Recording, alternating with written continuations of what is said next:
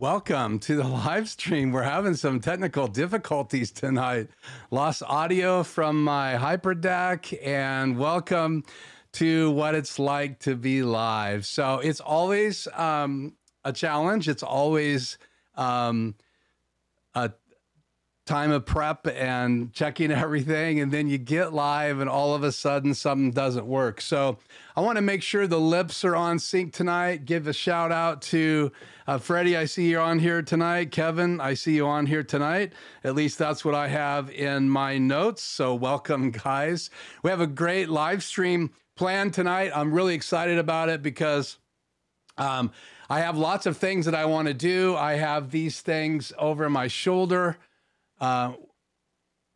Sorry, I am literally cutting to the wrong thing. I don't know what I'm doing, but here's a couple things that I've purchased recently, and I want to talk about some of that and just about the cost of, doing this. So let me know if my lips are on in the chat. That would really help me out to start tonight. So again, I welcome you. I want to make sure I get a chance to say hi to everybody that gets in here tonight. I understand that people will pop on as we go. But I do want to, thank you, Freddie, for letting me know the lip sync is on. It's interesting, when I record to my HyperDeck in studio, I've had some lips off, but when I broadcast now, the lips are on, and I don't know if that was the most recent update, because I did update to the new control software a while back. I have the new HyperDeck software loaded, which is working mainly to do updates on the new HyperDeck. So again, if you are joining me tonight, welcome.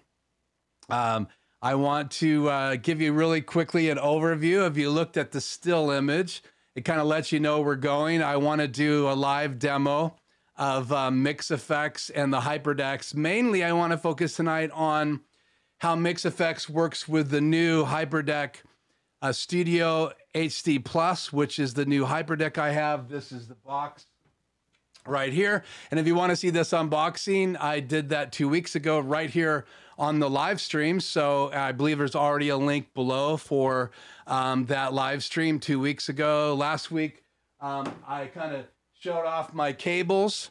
So not only are we going to look at what things look like now, I have about 18 hours worth of cable management here in the studio.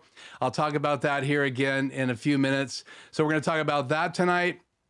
I also want to talk about a new tool that I have the box for here.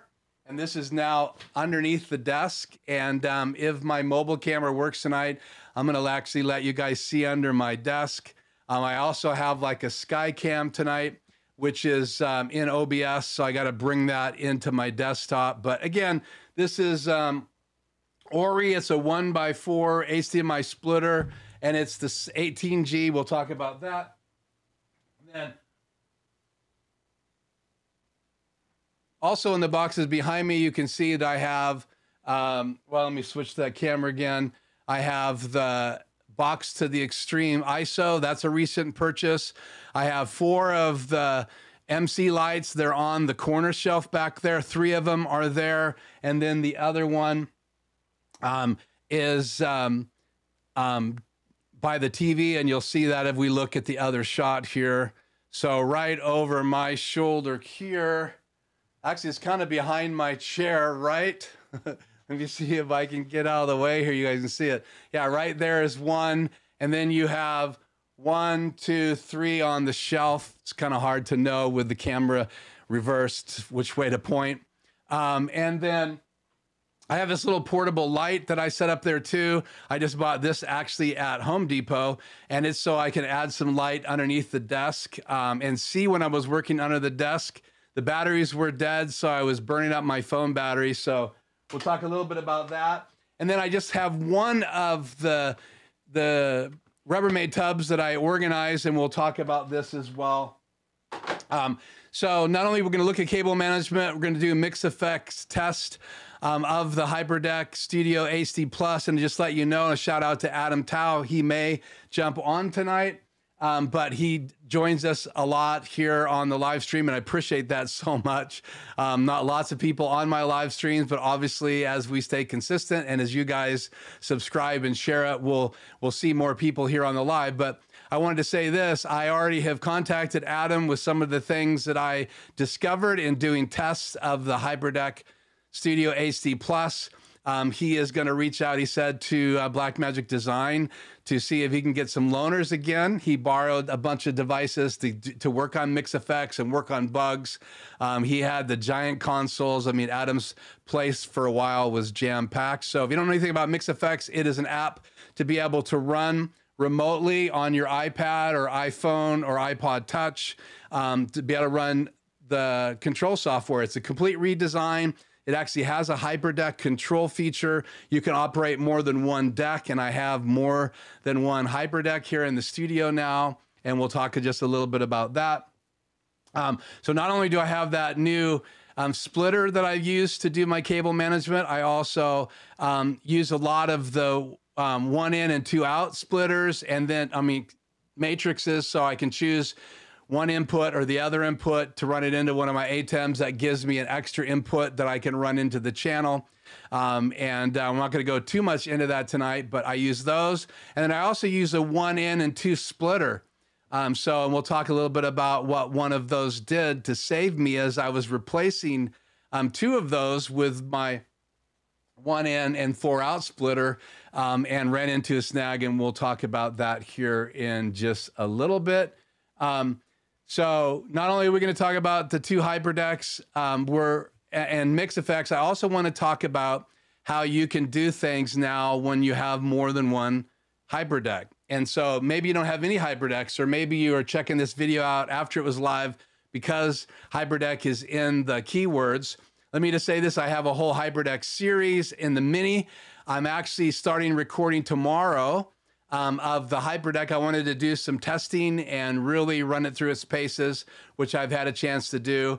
And I may have an older converter, 3G to HDMI, failing because I've been having audio cut in and out on my old HyperDeck Mini. I bought 2 new 3G to HDMI converters and have been able to update those, but I have not yet been able to update my older 2 converters. So I need to work on that as well. That may be the reason why I dropped audio. And I'm going to need that audio because I have a couple videos I want to play. And I also want to give you a sneak peek. The last thing which is the first thing we're going to do for those of you that jumped on early. This is my way of rewarding you. It's great to have Controlling Technologies on here, and that's awesome. So we're going to do a sneak peek. Normally, Tony is on here from Quick Tech Solutions, and I want to give him a shout out. You need to check out his channel and subscribe. If you have IT questions or even some streaming questions, he really has focused on the IT side of things, and I go there quite often, and he's just a great guy. And he did a video of himself replacing his fan on his HyperDeck Mini. So the HyperDeck Studio Mini, which has been around a long time, anybody that knows anything about it, it is very, very loud. And so I'm actually going to show you a sneak peek of a video that's coming out tomorrow. Maybe tomorrow, maybe Wednesday. It's done and edited. I just need to get some rendering done and some final things done to it. A couple things are off. I recorded it on my ATEM Extreme ISO, and a couple things are off on the lips, so I've got to adjust that. And the clip that I showed you tonight, I actually just, I recorded directly from my laptop via the desktop into my ATEM Extreme, and actually recorded that program out. And that's what I did tonight to quickly get a video ready for you. And then I had to encode that from H.264, which is what the ATEM Mini Extreme ISO renders at, or the Extreme, or the ATEM Mini Pro and Mini Pro ISO. They all render at H.264. And then you need to be able to have everything on your HyperDecks. And I like ProRes 422 HQ or 444 HQ. It makes no difference as long as all of the files are rendered the same way on the HyperDecks. And that's still true, because when you plug the disk in, it's going to read and play one format. So whatever you put on there, if it has multiple discs at different formats or different frame rates, or even if you have some 4K files on there, you're gonna have to sort those and put them on a separate disk for whatever they're rendered at.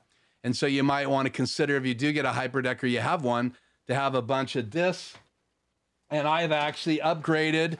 One thing I did purchase, those aren't the only things recently I purchased, but I bought this little case from Amazon. If you're interested, let me know, and I'll put the link on here. And so these are just some of my cards. I got cards in all 3 of my cameras. And this is the EOS, this is the 5D Mark IV by Canon. And then I have the Canon 5D Mark III as my overhead camera on my desk. And then I have my EOS R, which is actually shooting at this table right here. So that's what you're seeing. And I actually have lights on that table. So I'm using my lights that I normally use, that you see the softbox above my head. And there's another one here off camera, just barely off camera. I'm using this one closest to me to light up those things, because that makes a key light facing this camera. So perfect lighting on those items, because I have these lights over my head, and I can use those even in a live stream when I have things on that table. So multiple discs, you can have different things on there. Like, let's say you could have one disc for your intro videos, and then all of your motion graphics could be on another disc.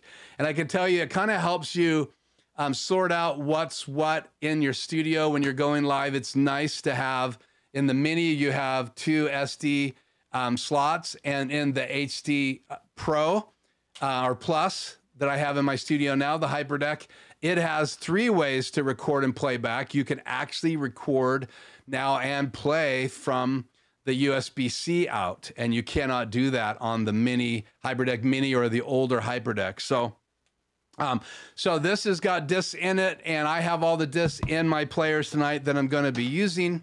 So we're ready for that. So what I wanted to do is give you guys an update on this cable management. But before I do that, I want to play a clip for you tonight of the, let's change decks just in case I can't play audio from the other deck. It's nice to have 2 HyperDecks now. I know that I don't seem to have any audio working from that other deck. So let's just pop this in.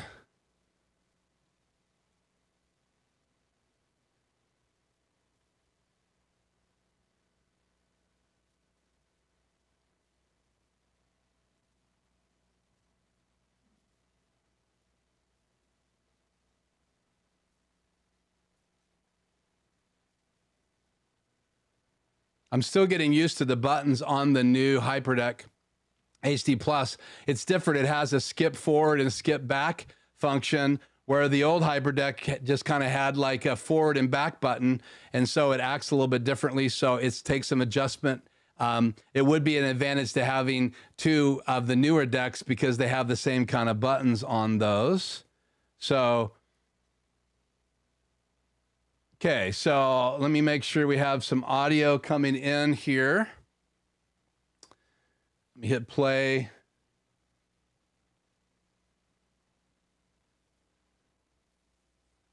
Yeah, it looks like we have good audio. It's a little hot, but you guys will be okay. So I'm just going to show you a sneak peek of this. If you want to get headphones on right now so that you can hear, I am going to play until you can hear the old HyperDeck, and you're going to see me open it up. I just want to say this right now, that if you do replace the fan in your HyperDeck, you are going to void the warranty. So proceed at your own risk. It's in the video I'm releasing tomorrow. It's in the video you're going to see tonight, just the clip. And you can see the whole video later this week right here on the channel. It's been a while since I uploaded a video, but this is going to be added to my HyperDeck Mini series, and it's also going to be released this week online. So let's just get to that before anybody tells me I'm rambling too much, which I am. So let me cut to that video. It is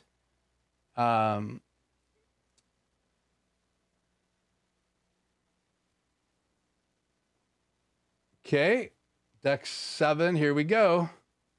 And let me know in the notes if you got good audio, please.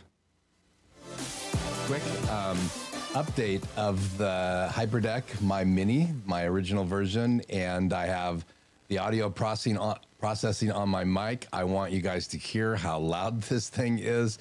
So I'm gonna turn the audio processing off so you can hear exactly how loud it is in the studio with this HyperDeck. First, let's switch to the HyperDeck. Looking down at it, here it is. Here's the fan that I'm gonna update it with, and it is the Noctua NF-A4X20. And this is the one that's recommended by Tony from Quick Tech Solutions, so check out his channel. Audio processing off, which will change my voice a little bit, but I want you to hear this right now.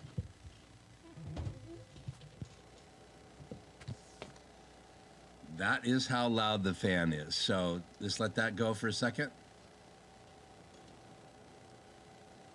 That's about 3 inches from the fan. I'm gonna measure.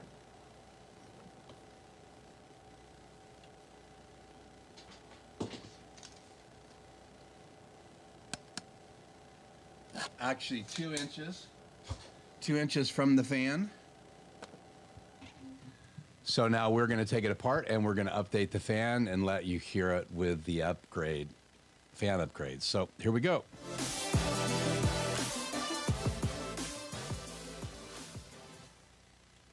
Okay, so that's a better view. So now we're going to open it up. And again, you have 2 screws, 1, 2, and then 2 more right here. And you can see I have it unplugged. And this is my HyperDeck Studio Mini. And try to keep this back far enough to where you guys can see it.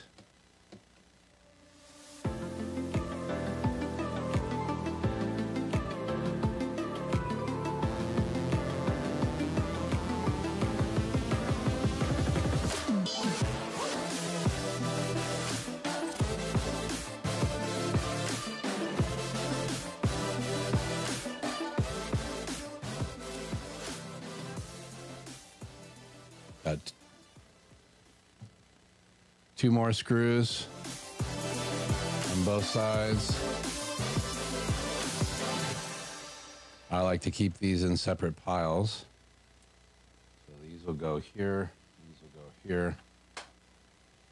And again, this will void your warranty. So if you guys are going to do this, just understand Blackmagic's no longer going to warranty your device, but it will get quieter.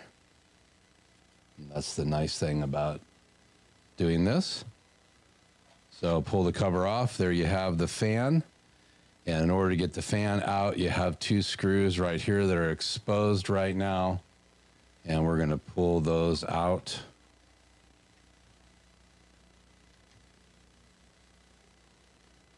Just 1, it's in its own pile. 2. In its old file, and then you can see right here that you have this little 4 connector, and it goes in with, it looks like black, red, yellow, blue, and that's going to be different. And Tony printed out the colors from his channel, so we're going to show you those colors now, so stand by.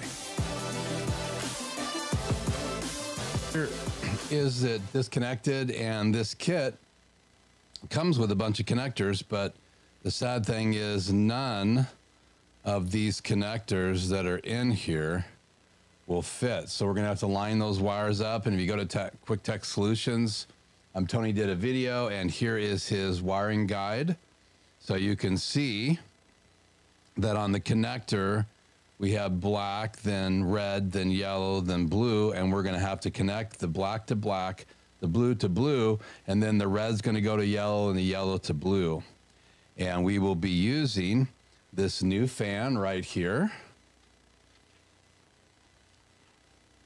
And we're going to be cutting this and then splicing the wires because this connector will not work.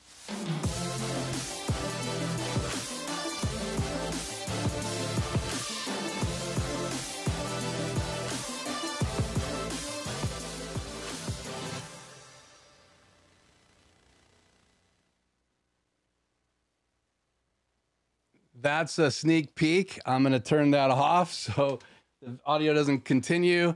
Shout out to Tony, who is on live with us tonight. So Tony from Quick Tech Solutions did a video on his channel. The link is in the notes tonight.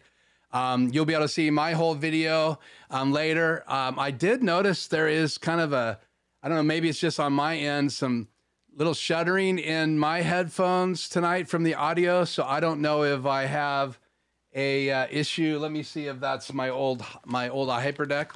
Stand by. Not getting it now. I was just getting it when the video was playing. So again, that's just a rough render of my video. I have to finish that in the morning, and then I will put it up on my channel. So you can watch all of that. There is a before and after audio, and then I cut those together at the end of the video. And then if you go over to Tony, Tony actually used the DV meter on his channel. So again, you avoid the warranty if you do update your HyperDeck. But let me just tell you, and you're going to see this in the video, I could not believe, headphones on, my mic at the same distance, about 2 inches away, and then I shoved it, you'll see in the video, I shoved it in there because I wasn't getting any sound. I looked at actually the sound files, and you can still see the noise level, but it's so much lower.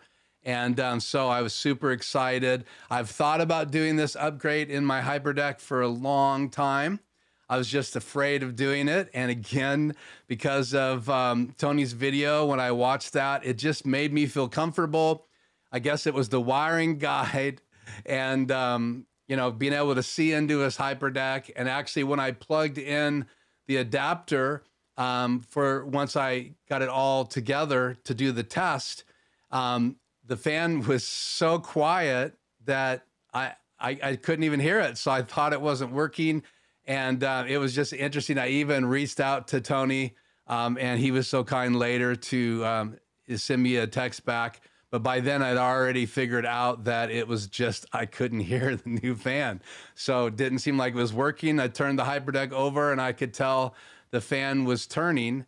And I unplugged a power cable, put it back in, and then this time I was able to watch within a few seconds, the fan kicks on.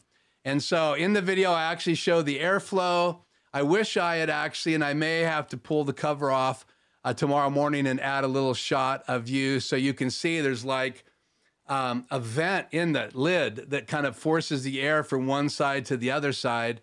And anybody who's ever opened a HyperDeck, and if you wondered how it's cooled, the fan sucks in air from the right-hand side when you're looking at the front panel, and then it blows it out the other side, and it does it through a heat sink inside of there. So you see in the video, there's a heat sink on the left-hand side in that kind of track, and then I actually put airflow arrows there. And so I hope that little clip is interesting to you. If you don't have a HyperDeck or you ever get a HyperDeck, I think it's going to be important to update the fan for the older ones. And the reason to get the older ones is that you're going to be able to find them online on eBay for a lot less money. And I think it does everything that you could possibly need it to do.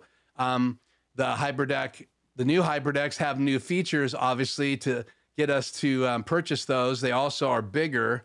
So for whatever it's worth, I think you could get by with a couple older HyperDeck Minis. I know that's what Tony has in his studio, and Tony, let me know if you have any plans on updating to the HyperDeck Studio HD Plus. And I've talked on here on the channel, the live stream, about some of the bonuses of the Plus models. I just want to stop here and see if there's anything in the chat. Yeah, Tony was a school teacher. He has a way about him. It's good to see you, Doug Force from Forced Online. Conjolan Technologies already said hi. This is the risk part. What happened to your fingers?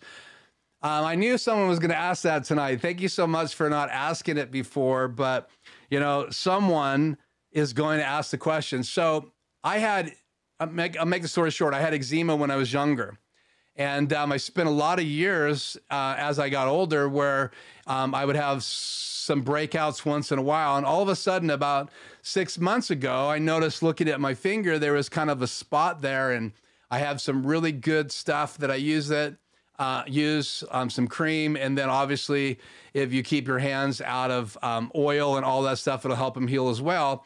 Well, I noticed that every time I eat anything sugar, my hands will break out. So when I shot that video, I had them wrapped, because if I'm off camera, normally I have them wrapped. And that day I totally shot that HyperDeck video without even thinking about it, because I wear that a lot during the day. It just makes my hands heal. And obviously I have it off tonight because I kept it on for 2 or 3 days, and it helps my hands heal up. And now I'm trying to stay away from any sugar, any sweets. So I hope that helps you out.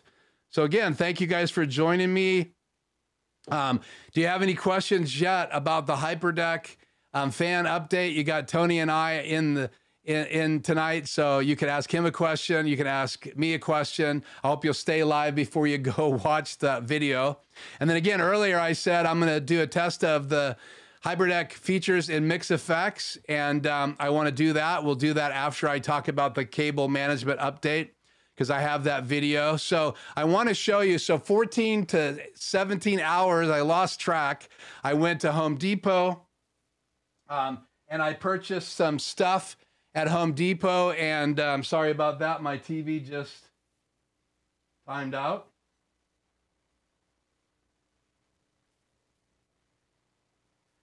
I've had it on for a couple hours and it times out after a while. I should turn that off. So I went to Home Depot. I got some industrial Velcro. I bought some zip ties. I also got some, so a really nice collection of those little Velcro ties. And I couldn't believe I used everyone. I keep them all the time. I get them with microphones.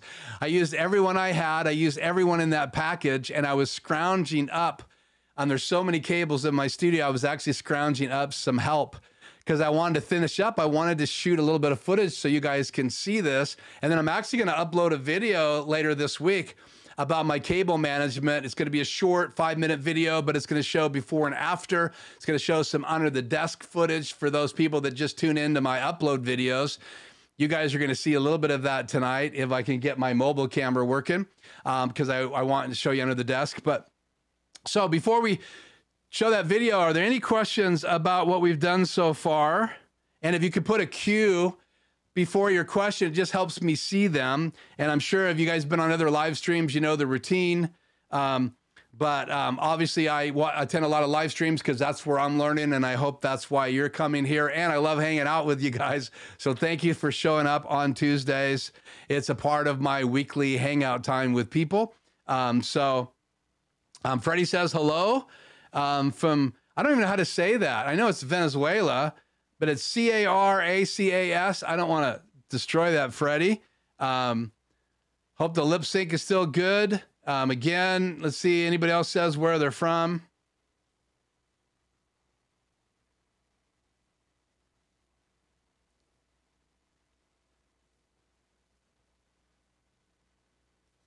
Yeah, it was not a fan mishap. I didn't cut my fingers on the fan. You guys can't see the questions, but, and I'm working on a way to quickly be able to put up the questions with Aaron Parecki's apps. And if you haven't been to Aaron Parecki's channel, go check that out. It's just under his name.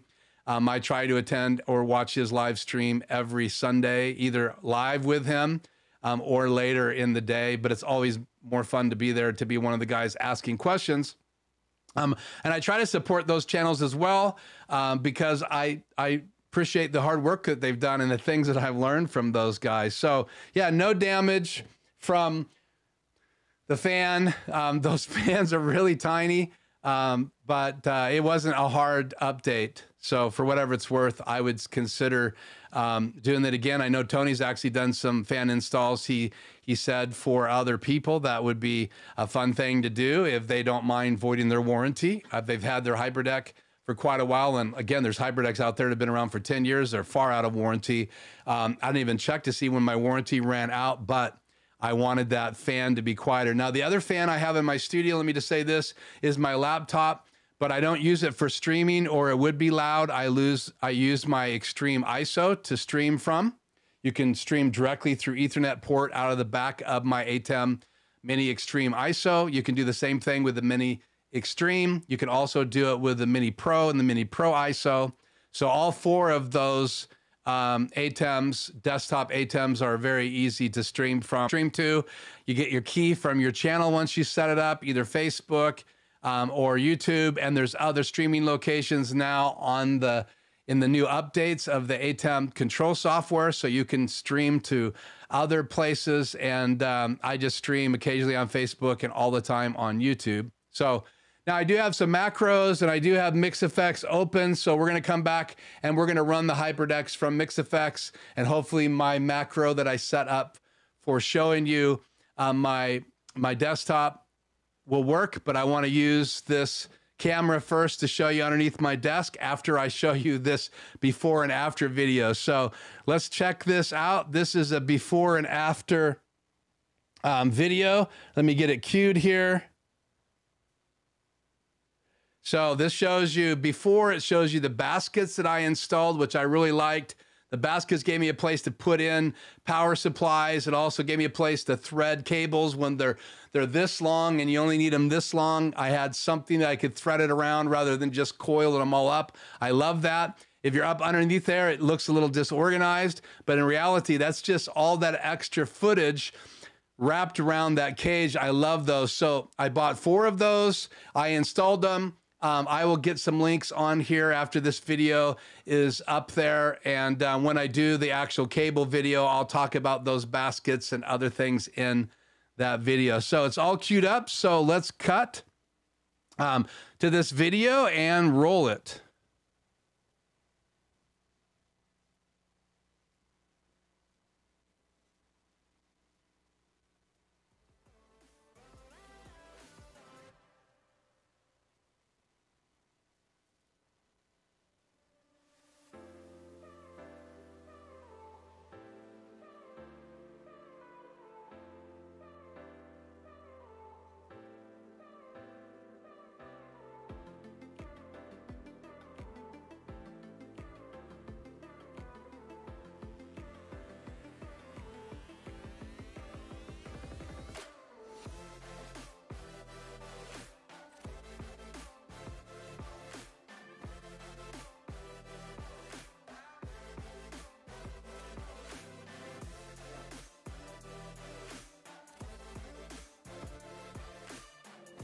Hope that's impressive.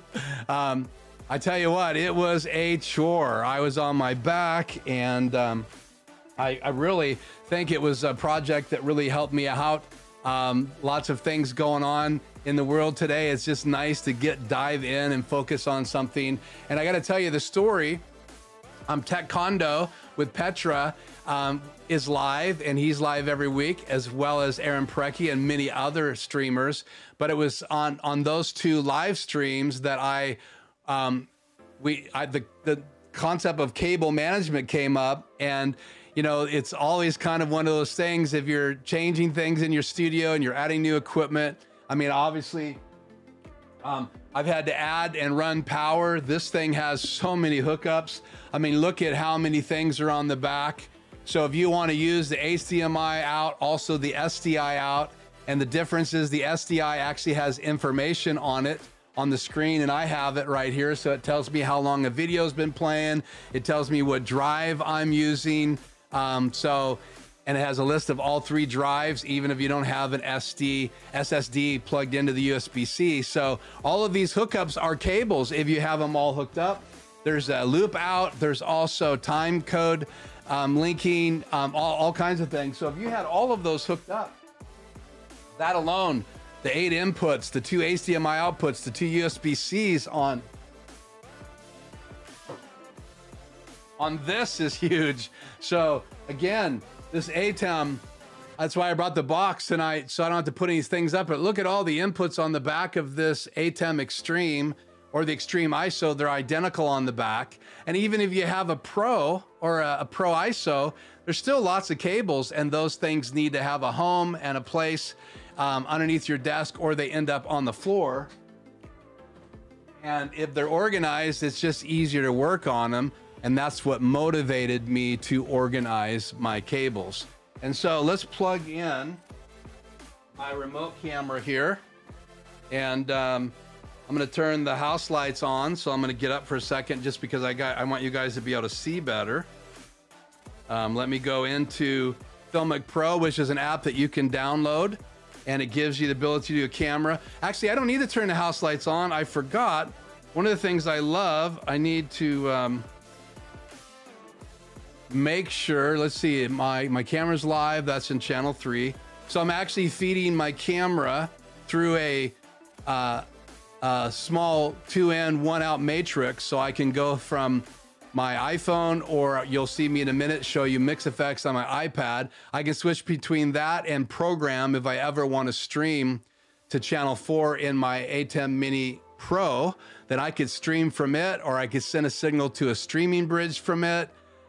So that program means that I could route any channel from my Extreme into my ATEM Mini Pro. So it would be on the end of my stream. So the Extreme and then the Pro, if I stream from my Pro. And it's the opposite. Like tonight, I am streaming from my Extreme ISO. And so my ATEM Mini Pro is ahead of that, and they come into channel 3. So when I switch to channel 3, you guys are going to see my mobile phone. And you should still get my audio. You should not be getting any audio from channel 3, which is my phone. I did turn it on for recording today. So, oh, did I switch to my, yeah, I just played the video again. What am I doing here? Sorry, guys. There's the mobile camera. So you can, I have MixEffect open, some notes, stream. Obviously, I've got my BenQ. So if I go in here, I can actually turn on my camera. And so here you go. Move the garbage can out of the way. So I have my headphones now. They usually hang over here, right here on the bottom where this set is. But I can bring them over here during the live because they're easier for me to reach. And I've had these headphones since my recording studio days. And then underneath here, hopefully you guys can still hear me. It looks like you can. Then you can see I have my new, this little puppy right here, which we're going to talk about. It is mounted right up there. So, and we'll talk about that here in a second. You can see I have one of the splitters on top of it, and one of the splitters on top of that. We'll talk about that in a minute. So then here's all the cables. There's those racks. I have power supplies in there. I also have some of my push button matrix, but I have that pretty well organized. And so right now I only have 2 cables coming down, and those have to go up and down right there because that's how I get my USB camera, or excuse me, those cables go down into run a sound sampler for my studio that goes with my JBLs. And one of these days we'll talk about that. And then there is my streaming bridge, and that is my switch. Tony, you'll appreciate that. Then I just have a basket of extra things here that I keep handy. Set that down. But you can see the only cable is the cable that goes from speaker 1 right there to speaker 2. And that's my JBLs. And then speaker 2 right there goes over to my subwoofer right there. But I got those power cables up. I got that all organized. I even have stuff mounted up there. That is a USB hub. And so it's all up out of the way. And so it's very clean now when you're looking down at my floor. And so that's a quick look at that mess. So I wanted to show you guys that because I'm hoping that, you know, being a live streamer, I believe that cable management is important.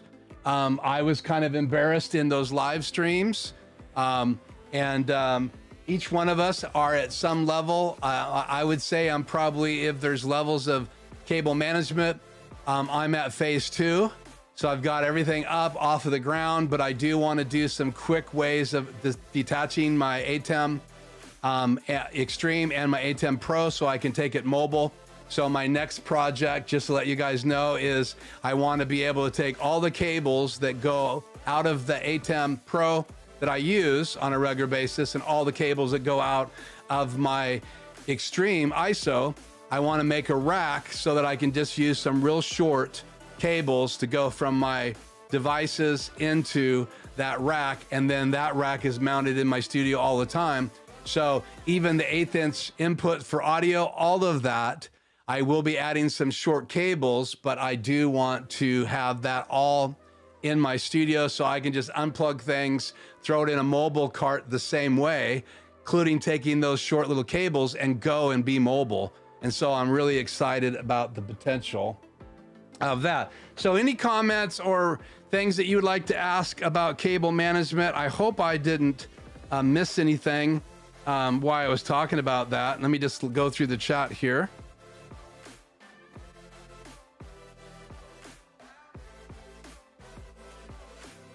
Hello, Hank. Stop and think from Bluffton, South Carolina. It's good to have you. Seems like there's a lot of compression on your mic. It sounds good. Just curious where it's added. That's in the Rodecaster Pro. One of the things I love about the Rodecaster Pro is that it has effects on board. So it's got some really good effects built in. If you don't know anything about effects, used to buy a strip for like $1,000, $2,000 in its day to get 2 effects, a oral exciter and big bottom, 2 radio effects that people were using all the time. And you go to radio places. I'm sure Petra can tell us a little bit more about that from Tech Condo. He's been a DJ. I've never been a DJ, but I've been around some, and also in broadcasting a little bit. But that strip was purchased to be able to be a channel strip. So you would go through that effects processor to get that big bottom. Guys really like that, especially on the radio. And then I don't use the oral exciter. It kind of it creates kind of this excitement in your vocals, and it just doesn't sound good on my voice. But that's all inside the Pro. So I'm gonna go back to my mobile camera here. I want you guys to be able to see this. Coffee cup out of the way.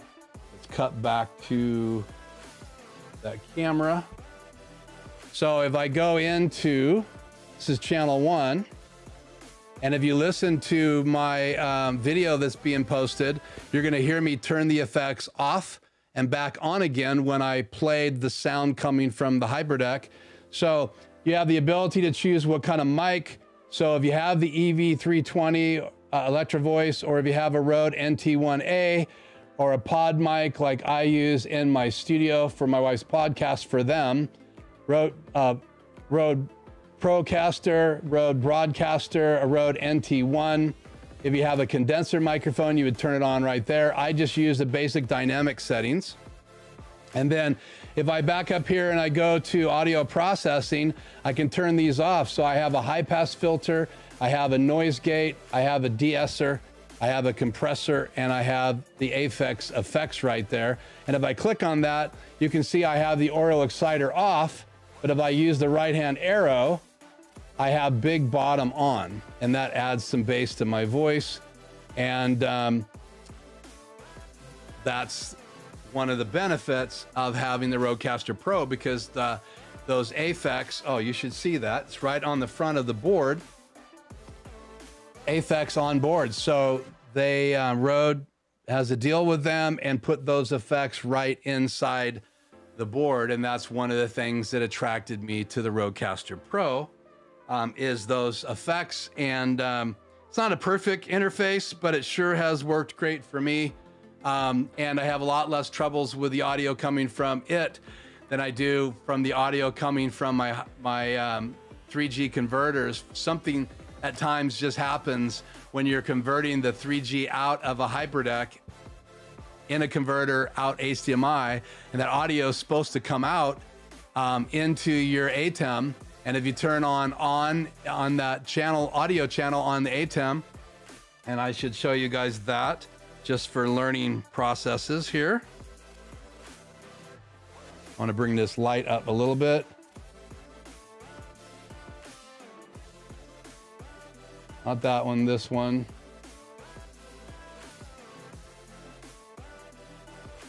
Okay.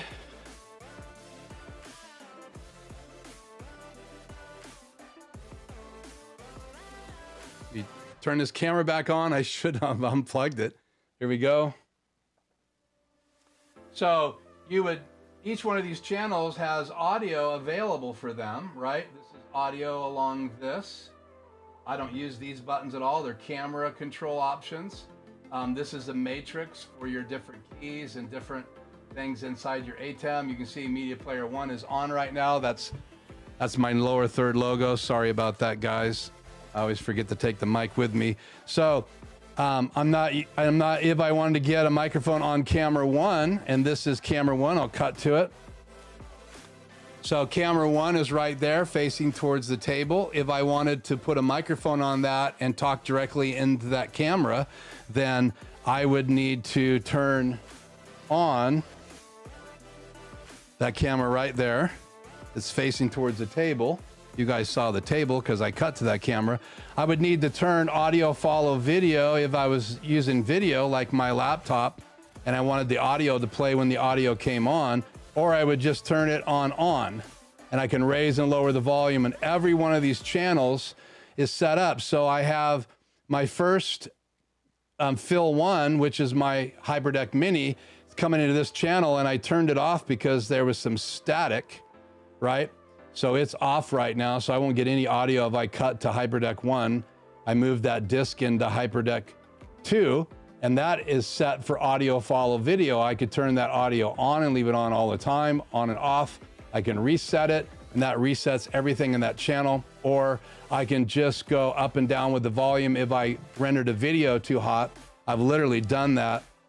When I saw the meters, don't need that camera. When I saw the meters too high, I have actually gone in and turned that down in the middle of a live stream intro video and an outro video, and even when I'm showing you videos live. So anytime you're doing a live production and you're switching cameras and you're switching video, it's, you know, there's lots of buttons and stuff to push, and understanding exactly how the audio works in ATEM is really important. And then also the Rodecaster Pro, because that's where all of my microphones, sorry guys, that's where all of my microphones come in, and it's important to have those levels right. So getting some issues tonight with even my PSA 1. This is my boom from Rode, and probably one of the top selling booms, but I always have to tighten and adjust it. Maybe it's because I'm moving it around my desk all the time. And then apps like MixEffect for your smart device, Filmic Pro, and they have both the Apple and the Android versions of Filmic Pro. There's even an app now that you can download called Double Take, and you can access it right from Filmic Pro, and Double Take will take both sides of your camera at the same time. You can set it for picture-in-picture, and it will record picture-in-picture. You can set it to record what you're showing and you at the same time. So it's a really cool app, and that's built into Filmic Pro. And if I go into settings right now, I can turn my flashlight, my torch on and off. Sorry. So I have the settings here in this app. I should just show you on camera so you can see the screen. I guess I can't do that because it's clean video out, which is why I like it. So, and if you're gonna do an app in the middle of a live stream, it's important to use clean video out. I could use an Apple TV. I'm considering putting an Apple TV inside my studio so I can screencast, and then I don't have to tether my phone or my iPad back and forth.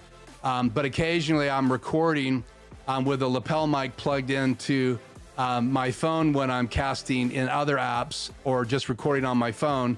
And so tethering sometimes is just a way to get clean video right into your ATEM. So Okay, so we talked about cable management. We have looked at my behind the scenes fan rebuild and gave you a sneak peek. I want to cut right now to talk to you guys a little bit about this matrix, and then we're going to go into MixEffect and show you some demos of the HyperDeck version of that. And I'm going to check the chat here.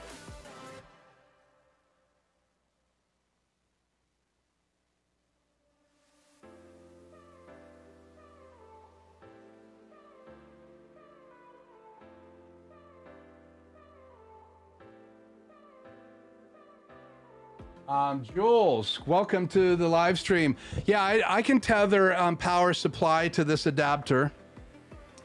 It has a USB, or it has a lightning in, and I've used it before to charge my phone. I'm not really a super smart guy when it comes to these. This is an HDMI to lightning adapter, and it does have the ability to continue charging your phone. What I have in my studio is a little charger that I can just set my phone on. So when I'm tethered, and I need to keep my phone charged, I'll just set it over on that charger. But you could plug in a lightning adapter right in here, and I'm not sure if that's what you're saying, is yours isn't charging or isn't working right. I go to HDMI. I have never used an adapter that would come out of the iPhone directly through the lightning into a PC, though I could, and I have it out tonight. I could take the other side and use it in my Cam Link by Elgato. This is a HDMI to USB-C, actually up to 4K. So I could stream directly to my PC or my laptop by just plugging into this, download the software, and this will now make my camera or my iPad or my iPhone or anything that I can get HDMI out clean, hopefully, that'll make me be able to stream to this. So if you want to use a traditional DSLR or a mirrorless camera that has clean HDMI out, then you'd have to have an adapter like this. Some cameras now will stream at 720p directly through a USB-C port, but I want to be able to stream up to 1080p high frame rates right into my extreme ISO. So I'm using a dongle adapter, and I hope that answers your question. So let me hook this up to MixEffect here, because we're going to talk about that here in a second. And then let me just tell you the problem I had when I plugged in this device, right? One in. So I wanted to come out of my HDMI 2, send the program out, because you can switch what you send to your HDMI 2 out of your extreme or your extreme ISO. The Extreme Pro, the A10 Mini Pro and the A10 Mini and the A10 Mini Pro ISO only have one HDMI out, and you can send program or multi-view out of that. The Mini, the first A10 that they came out with, that was for the desk, right? It only has HDMI out, and it only shows the programs. So the cool thing about the Pro and the Pro ISO is that they'll give you the ability to use whatever signal out of that HDMI that you want. So you could send the program out and from the A10 Mini and record into OBS. You'd have to have that Cam Link to do that through your laptop or your PC or your Macintosh. But the Extreme has the ability to have two HDMI outs. I wanted to take that HDMI out, and I wanted to go to 4 different monitors in my studio. My BenQ, my confidence monitor on top of this camera, my confidence monitor on top of this camera, because I use this one when I'm on the desk as the main cam, and this is the B cam. And then I almost always use this as my B cam when I'm live sitting at my desk, or I'm on Zoom, or I'm doing training calls, whatever. I could do training to someone else's streaming bridge, and they could bring me into their ATEM. I like to use Zoom because then they can share their desktop with me, and then I can show them whatever I want through Zoom right here. So, but when I plugged into this MSI monitor, it would not work, but it worked fine with my old splitters. So this is a splitter, and this is a fast splitter. I mean, this is 18G and it's up to 4K. So that's why I bought this version of it. And it's 1 in and 4 out. Pretty simple. You plug in power to it and you plug in your HDMI input, and then you plug in all the outputs, and it's supposed to have, it has 2 settings on it. One is just TV pass through, and then the other one is for it to kind of sort out what you're sending to. And so it talks through the HDMI to all of those TVs. Well, this would not work regardless of what I tried. So I had to come first out of the A10 Mini Extreme ISO, out of port number 2, HDMI 2, into a splitter, send one of them as the input into this, and the other to this monitor. So I still have my 1 in and 4 out, but I am now using 3 outs out of this one, and then I have the splitter in front of it. And again, guys, that was what I showed you earlier. We're gonna jump into that again before we move on. So I want to show you that splitter. It's 1 in and 2 out, and then that goes in to my MSI on one side because it has 2 HDMI outs. Now it takes the signal from my program out HDMI 2 and splits it, and one of those goes into my MSI, and the other one goes in to the 1 in and 4 out or Orei splitter that I just purchased. So let me get into Filmic Pro here again and show you guys this.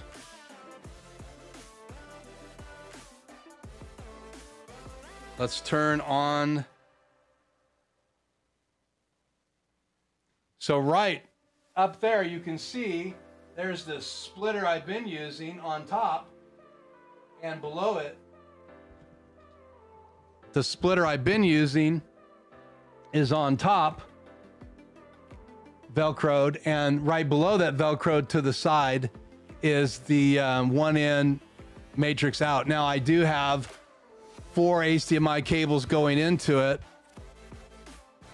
because the plan is to use that other HDMI output. I'm just not using it right now, so it's sitting unused. I have a plan for that as well. And so I ordered 2 more of the matrix. These, well, they're 1 in and 2 inputs in. So I've had these for a while. And so that one lets me choose between my program into my Pro in channel 4 or my iPhone. And you can see right now I have it switched over to iPhone. If I switch it right now, it's going to show me the program. And then I have one right here to send signal 1 from my HyperDeck Mini to that top left quadrant. And if I split it right now and change it, it's going to show you my new, that's my Mini, and this is my SDI out. And you can see I actually have data from my new HyperDeck on the screen because I'm using the SDI out. And that's why I purchased another splitter to come out of the SDI out of my HyperDeck Studio HD Plus. It has an SDI out that gives you this data on the screen. And this is the HDMI out of this unit, and it has just clean out. And so I haven't exactly decided what I'm going to do with that, but obviously I will find a use for that clean out for sure in the future, because I want to use those to record, and I may just come out of it into my HyperDeck Mini to record. I haven't decided yet. I still have my 6G converter that goes into the SDI input in my Mini, and I'm not using it right now. I'm tethering into my A10 Mini Pro. I used to tether into a converter into my HyperDeck Mini, but I decided that I don't want to do that anymore. I'm using my Pro channel input number 4. And then I come out of program into channel 3 of my A10 Mini Extreme. So I feel like I'm just rambling tonight. I apologize. Let me look at the chat, and then we're going to get into MixEffects and do a test. Again, I want to say this. I reached out to Adam. I already described him a couple things I discovered, and we're going to look at one of those tonight. You guys are going to see it live. And he is going to reach out to Blackmagic Design again and start doing some repairs. But pretty much the app works great to control 2 HyperDecks. It just has one little glitch right now, and we'll talk about that here in a minute. So REI splitters are great. I agree. Cloudbuster is better. Hello, Keith. As you know, iPhone. Yeah, we talked about that. Again, if you put Q in front of any questions, that will help me out. Just Q : that will speed things up.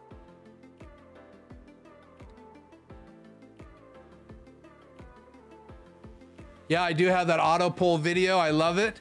That auto pull is right hanging to GVW, great video maker, GVM 50RSs are right there. They're LED panels, RGB and bicolor. I love them.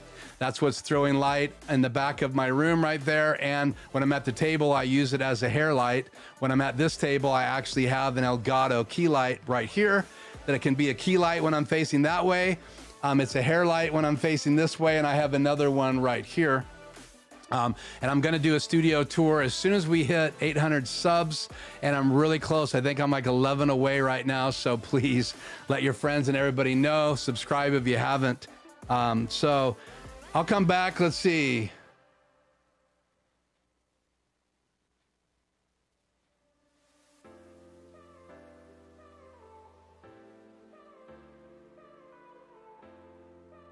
Yeah, I didn't get a 4x4 matrix. I wanted to, but I think I'm holding out for a Blackmagic Design. Hopefully they'll come out with something that has HDMI instead of SDI out, even though I do now sport, 5 SDI converters to HDMI in my studio now. That's crazy. So, it boggles my mind when I think about that. So 5 of them. So I obviously 5 of the inputs, if I had a SDI input matrix, would be great. Or I'd have to just, not use those converters because I would be able to come in HDMI. So again, I do guys want to get into this MixEffect here. So if you guys have any questions, we will take some time here. I'm just looking for my tether because I want to hook up MixEffect. Then I want to show you some cool things with the HyperDeck. Let me queue up the videos that I need here in my HyperDeck.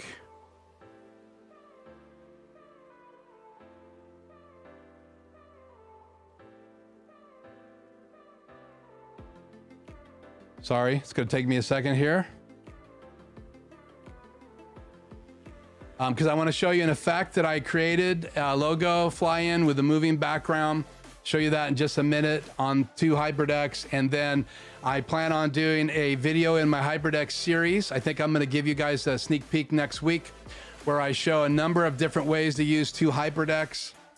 Because it has the Mini involved, the old version, HyperDeck Mini Studio Mini, and then the new HyperDeck Studio HD Plus, I think I'm going to put that in both of my series. So I want to do that video first.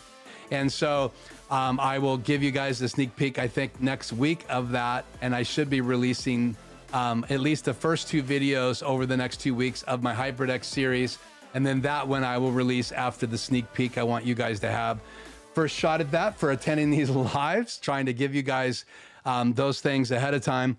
So in MixEffect, Adam, a number of weeks ago, added a feature that I was asking for, and that's HyperDeck control. Really important because I want to be able to sit at this table and be able to roll intro video, roll outro video. I want to be able to play graphics. I wanted to be able to queue up cards and be able to record directly from the ATEM control software from MixEffect, and Adam did all that. I did a video on my mini series about using MixEffect with multiple decks. Now I was having a SDI converter issue. I may have to replace that this week. I have an extra one right now that I'm using for the non-clean output from the HyperDeck HD Plus, because I wanted to be able to show you guys tonight the graphics that are a part of that on my screen. So I can take that SDI to HDMI converter and replace the one on my HyperDeck Mini to see if that's the issue I'm having occasionally with that dropping off. We'll see. So, and that converter is a new USB-C version. So it it powers from USB-C, and they seem to be working better than the older converters, FYI. And everything I've been ordering now has the USB-C power in them, and I've been buying them without power supplies. And so for whatever it's worth. So I have a macro here.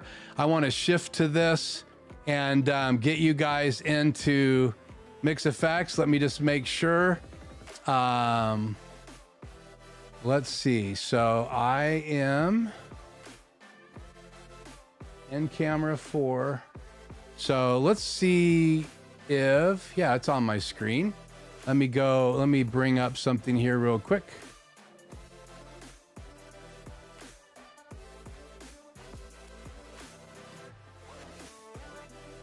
Yeah, so this is now MixEffect on the screen and 2 HyperDecks. So what you're seeing is on right here is my HyperDeck 2, that's my HD Plus, and below me is my HyperDeck Mini, and I have them playing this graphic.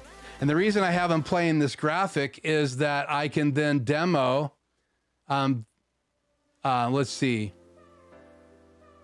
I can demo what that graphic looks like before we go and bring it on the screen. I don't think I have a, this is the dual decks. Yeah, so here you go. So here's that graphic. And you can see when I play that graphic that it has the background on my left, right? Let's see. No, that's my right. Your guys is on the right-hand side of your screen. It plays that in the background as a layer, and I'm using the background layer. I'm using one of my upstream keys, and then the downstream key is putting this on top because I always want that logo to pop on top. And then I'm in my macro, I have the background set to black because this graphic that you see right here has a little bit of see-through. When I designed it, I changed the colors from the colors it came with to my colors, black and yellow. And I really didn't have a third color I wanted to use. So for whatever it's worth, I wanted to use that graphic in the background. So I cut to black, and then obviously that's my key number 3. And when it pops on, I think it's key number 3. I'm not sure tonight. So I have 4 upstream keys. It's one of those. And then this graphic below it plays over top. And right now I have both of those on replay in the HyperDeck. So when you push play once on a HyperDeck or in MixEffect, let me show you the HyperDeck controls right here. So there you have the HyperDeck controls, and you can see they're both in loop mode, and there's a 1 next to them. Now that's true in MixEffect, and that's true on my new HyperDeck HD Plus. That's what's shown on the screen. But on my HyperDeck Mini, when you push the play button twice, it just gives you a repeat icon. So in the code, it has the ability to do 3 things. It can play in this play mode. It can repeat that same event. So if you had a logo like a lower thirds that you just had rotating, you would just hit repeat on that, and you can do that in MixEffect. So if I was to turn that off right now and hit stop, then you can see that that background graphic stopped. That's on the right-hand side, and that's my deck 2, and you can see it's HyperDeck 2, and that goes by the HyperDecks that you have inside your software. And then if I hit play again, it would go play 1 time unless I hit repeat. So if I turn repeat on, that works great. I can also take the other logo and turn it off, repeat. I can hit stop, and you can see the logo below me has stopped. If I go to hit play again, it's going to start again, and then I want to loop it. If I hit this button again, now it's going to go through everything that's on that disc, and now it just went to my outro video, which I don't want to play. So I'm going to put it back on that graphic. So I can control 2 HyperDecks from MixEffect. And then one of the cool things, if you look at the bottom below here, where you see a list of all of my items that I have on that disc, I have in HyperDeck number 2, I have, I'm gonna put in the second disc, and I'm gonna put in my second disc in my HyperDeck Mini. And now the Mini, you can only put 2 discs in, but actually, let me grab it right here, I have it. This is the disc I normally record my ISO from my Extreme ISO ATEM. I usually record to this, but I set it up tonight to show you that you can actually record one more thing inside. So I plug that in now. That's going in the back of this HyperDeck. Let's go back here. We'll get away from that logo. We'll hit this again and hit repeat. So if you look on MixEffect, you only see the 2 discs that are in the front of your decks. But in my HD Plus, I can actually go in the control software, which I'm going to demo in my new training series, and you'll be able to see the front screen. You can go in and choose the USB-C out, and I can play things and record directly to one of these. And that's huge because there's a lot more space. This one is a 1 terabyte, and I have another one that's 2 terabytes, so I could record on my HyperDeck for a very long time, or I could put every single graphic on that disc and not run out of space on these little cards. The advantage of MixEffect, thank you, Adam Tao, is that you can change cards. In order to change cards on the front of my device, on my HyperDeck Mini and my HyperDeck Studio HD Plus, I have to plug the cards in and unplug the cards. And right now there's a bug because once I go to the USB-C out, it doesn't matter how many times I plug the SD cards in, the slot 1 and slot 2, it stays default on the USB-C port, and I'm still working out the details. I'm gonna do some more testing this week to see if that's a bug inside the HyperDeck firmware, or if it's just something I'm doing wrong, and I'll let you guys know once I discover what that is. So the one thing that I asked Adam to do, I sent him a little video of the front of my HyperDeck HD Plus, and I also sent him some photographs and then a description of what's going on. As you can see right now at the bottom of the 2 HyperDecks, there's a disc that's yellow. That's the card that's active. If I hit stop and then I change cards, it gives me a list of the other items. See that happen? If I change cards back, now that's on my HyperDeck Mini, it changes back. I don't think I have anything on the second card, so I got to hit stop, and then I got to switch. Yeah, and I do. I have my 2 videos, so I can cut to the cable video right now, and that's in card 2. What I've asked Adam to add is one more device, USB-C SSD on the MixEffect app HyperDeck control. So that's the only thing that I could see that wasn't working correctly. And again, obviously, when Adam came out with the HyperDeck controls, it has pretty much all the features. You can see on the top, I can go from playback mode to record mode. So you do have to change modes. That's why if you want to do instant replay, you would need to have macros or companion plugins ready and programmed so that you could record on one and then loop it to the second deck and record on 2. And then change decks when you want to do replay with macros, and you'd have to have it set in record mode. And then if you want another deck to play lower thirds, animations, or videos, you're going to actually have to invest in another deck because it's going to take at least 2 to do instant replay. Now, obviously, you could switch out of the instant replay and go into play mode in either one of those decks or both of them. And I am going to eventually demo instant replay with 2 decks, and that'll be in the near future. So again, I can control remotely, right? I'm tethered right now, but I could take this over to my table and I can stop and start my HyperDecks. I can also just cut to them in the switcher software. So if I just cut to a HyperDeck channel, which you'd see up here, I have them marked now, HyperDeck 1, HyperDeck 2. Actually, there's a typo. Yeah, it's right.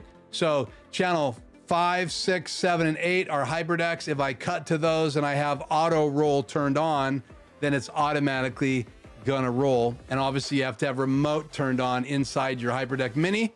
And there's actually a button now on the front of the new HyperDeck Studio HD, and it's on right now on my HD Plus. So if I try to remote control it from the HyperDeck or the control software, I have access to it. I do have to have the Ethernet address plugged in to the control software. So again, you're seeing 2 HyperDecks. Can go back here again. Let's switch this. Gonna go back to HyperDeck control. Now, if you want everything on one screen, you just hit this top little left button, the very top left below the red you see I'm recording. And if I hit that, I went straight into HyperDeck control. If I go up to switcher, I can scroll down and there's no HyperDeck plugged into this. But if I hit that button, now I scroll down and the HyperDeck controls on the very bottom. I was trying to explain this to Aaron Parecki on Sunday, that you've got to be in the main mode like this in the switcher tab. And then if you hit this top left button right above the switcher tab next to the little system rolly wheel. So if I click on that, you get all this information done. If I click on the left little button, then it switches over to this big full screen, and then you got HyperDeck controls on the very bottom. And again, you also have the ability to change your super source and all of that, so which is pretty incredible. So I love to be able to control the HyperDecks from MixEffect. I'm actually getting involved in Companion now and getting ready to start creating some Companion buttons. That's what I will be using to do any instant replay. And I have a Stream Deck, but I just haven't been using it with Companion. Even though I've had Companion loaded for a long time, I have it updated. I just have not used Companion for my live streams for a long time. So I'm looking forward to doing that. So I've covered MixEffect. I've covered the cable management. I've covered the HyperDeck. I've showed you that animated graphic. So the HyperDecks are great to be able to do animated lower thirds, to show you a background on the super source layout. If I switch to that macro that I'm in right now, instead of having that in the background, I could put my HyperDeck in the background. So I'm gonna actually risk it all right now and go into super source here. Sorry, got to get this delay off of my screen. So the art background right now is Media Player 2. If I wanted to do that animated background, I'm going to switch discs now, get back to disc 1. Would have been faster if I used MixEffect. Shout out to Adam. So let me get disc 1 loaded here.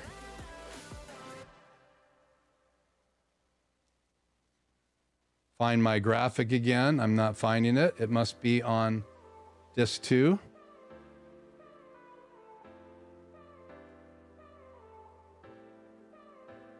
Not working. So anyway, I could put the animated graphic in the background instead of having the still image. I think it's distracting in super source, but some people do a really slow animation in the background. You'd either have to come out of your desktop and use a DVE in the background, or use up one of your boxes and make it full screen. And these are layered, so they do layer over each other. As you can see right now, if I go into super source and I mess with these boxes, so I go into box 1 and move it at all, it goes over top all of these boxes. And you got to keep that in mind. It's just exactly like the keys work. So that goes over all the boxes, but you can see my graphic right there, my key overlaps super source. So I can use those as titles over top super source. I have 4 keys so I could turn on someone's name using those if I wanted to. And let me move this back over right there.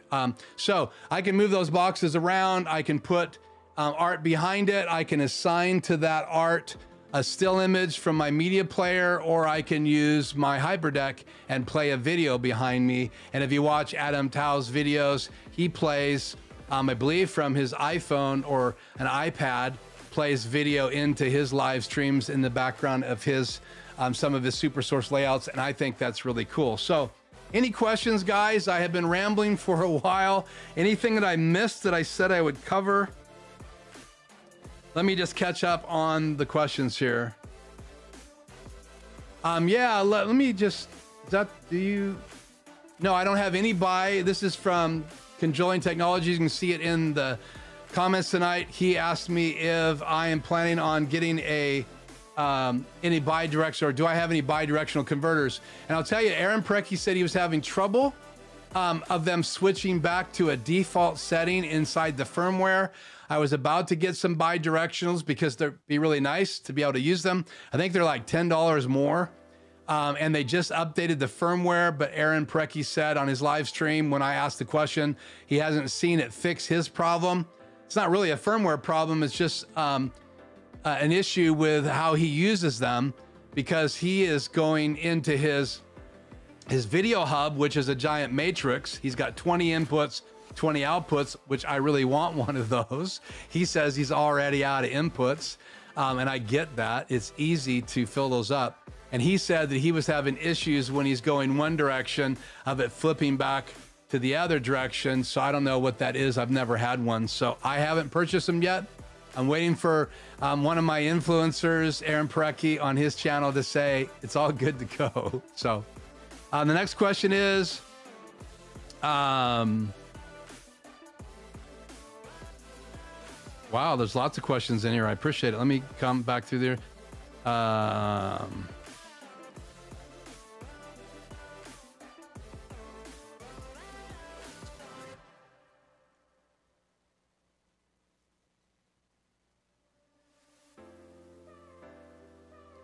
Yeah, if you're trying to build your channel, put your, I don't know why I haven't done it, put your videos on as reviews, your review videos on Amazon and out there. So that was a comment earlier from Conjoling Technologies. He saw me on a B&H review video. What's the purple USB? What's that purple USB? Oh, underneath my desk? Let me know if that's what you're talking about. I have a PC right here, and underneath that is my subwoofer. So actually my PC sits on my subwoofer. So I don't have any vibration issues because I have big rubber feet on the bottom of my NZXT computer. And then my son bought one a little over a year ago. And so we both have NZXT gaming build computers, and I use that now, and I can actually bring it into my stream. Right now I'm watching on my separate desktop. Let's see, can I show you this? I'm too confused. Let me switch to my PC on my desktop output. Let me show you my other desktop here. Let me cut to channel 4. I got all these graphics on here. Let me switch.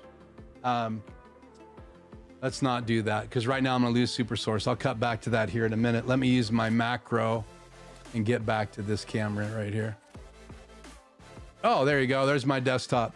So that's my second desktop because I already had it set up. So I can bring in that PC now. So I could bring a Zoom or a caller from here, and I could also bring a caller from my laptop. And I could also bring one in through my streaming bridge. So I'm planning on testing that. So what I'd like to do is I'd like to use OBS Ninja on one, use Zoom on my PC. So Ninja on my PC, Zoom with Video Ninja. On my PC, I would like to bring in a Zoom caller, full screen. And then I'd like to use my streaming bridge. And I'd like to see how that works. So I'm going to be doing that test here very soon. So that is a subwoofer with a PC on top.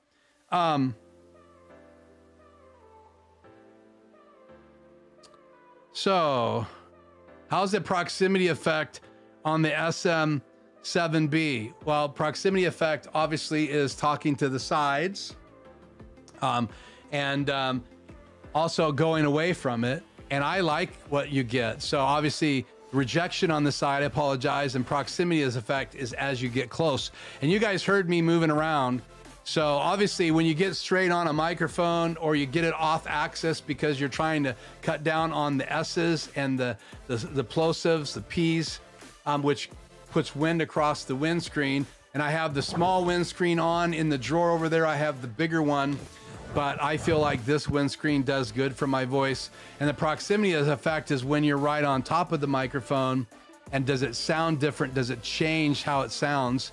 And obviously if I'm not moving around my studio, I'm right on this microphone. I like to have it pointed just past access. So I hope that answers that question. I like the proximity ability of this microphone, and everybody raves about this microphone, and I like how it sounds on my voice. And I've had lots of microphones. I've had a Audio-Technica 4040, 4047. I've borrowed a 2020. I had a U87 by Neumann. I have a couple microphones, a Beta 57, which is a dynamic microphone, or Beta 58 in my drawer. I also have a pencil mic by Rode that's actually a condenser microphone that I use a lot on guitars when I was recording guitars. I sold most of my microphones, but I hung on to a handful. And then I have my NTG shotgun microphone, which is actually right over on the corner, and you can see it up there on that C-stand. It's just behind this monitor, and it's on there all the time. I can bring that over to that desk if I want to use a shotgun microphone, or I'll bring over one of those microphones like this.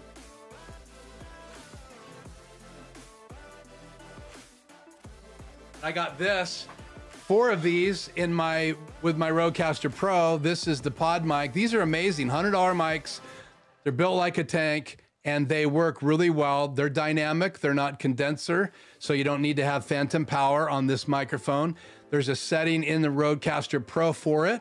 So they basically kind of did a really good, clean EQ on it. Then you get to use those effects as well as the compression, the high pass filter, the ability to get rid of the S's and all that stuff. And you can do all that from the Rodecaster Pro. So for me, it's just great and easy and intuitive. And I have 4 of these microphones. So I could have 3 more in my Rodecaster Pro. I can't do this microphone and 4 guests yet, though I am working on maybe having another interface. And I have a MixPre 6, the original version. The MixPre 2 is out now, and I use that for mobile recording. It's in a bag, and I can use that. And so I might be using that in my studio as well if I ever end up with 4 guests and I'm still emceeing, because I MC from this desk while I record in my wife's podcast. So I use this microphone, and then if they have a guest, they can use 3 of these, but I have 4 just in case. So I'll set that right here for the rest of tonight. I don't want to run away again. So shout out to MixEffect. It's a great app. Download it if you haven't already. It's $49, 30 days, I think, free trial of the Pro version. If you don't have an ATEM and you're not using the control software, then MixEffect is not going to help you. And Adam just did a new update. I think it's 2.2 or 2.02, and that has the ability to use a bunch of plugins and companion that are specific for setting up MixEffect. So all of those buttons are in there, and you just add those to companion. I've been waiting for that to get done, and the ability to now use all of those buttons. And Adam had pages of buttons in his last video. So go over to Adam's site. There's a link below to his website, and to download the software. And then you can find him at Adam Tao here on YouTube. So check that out. So let me continue through these questions. Lots of them tonight. Thank you so much.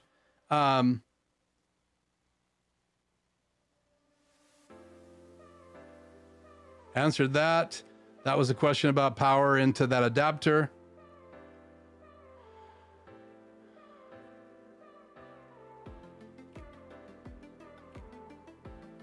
And yes, I do have training. So if you are installing a studio or you're trying to do all that, I do have a monthly retainer plan. So if you can reach out to me right here in any one of my videos, and I'll show you how to, I'll get you information on how to get a hold of me via email. And, or you can just go to my website It's lifejourneyproductionstudios.com. And I have a link for that. Let me just drop it in here. Being as I don't even have my logo up right now, I'll just drop this website in here and turn on my key.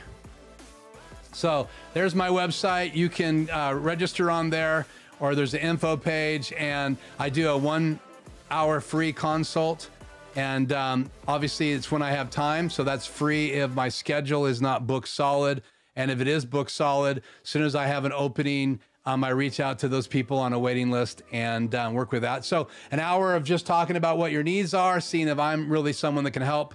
And I work right out of here, my home studio, and that's part of how I roll. So yes. Thoughts on live versus HyperDeck video go. Tony, I don't, I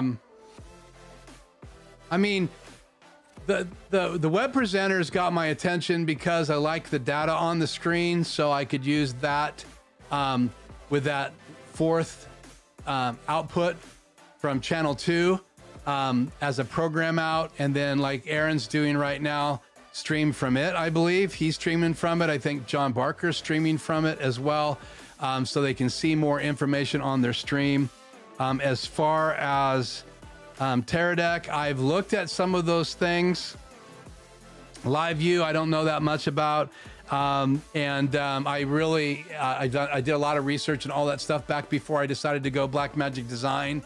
A lot of my training specializes in that, OBS, Camlink, streaming on Facebook, streaming on YouTube. Those are kind of the primary places, how to get it set up, how to get all that stuff ready. And then how to do that from ATEM. So what to do if you only have an ATEM, you don't have a Pro or an ISO. So again, how to use HyperDecks. I do a lot of that kind of training. I have a couple clients that are streaming live. One I'm no longer working with monthly, but they still contact me. One I work with monthly and help them set up everything. So it's quite fun. But I don't have a lot of answers about those two items.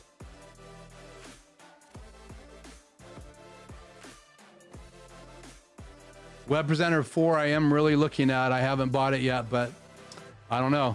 It would be something that would really help me on my channel too, to do videos on it, just because I think people that are watching and listening to my videos will be into that, just like they are into the new HyperDeck.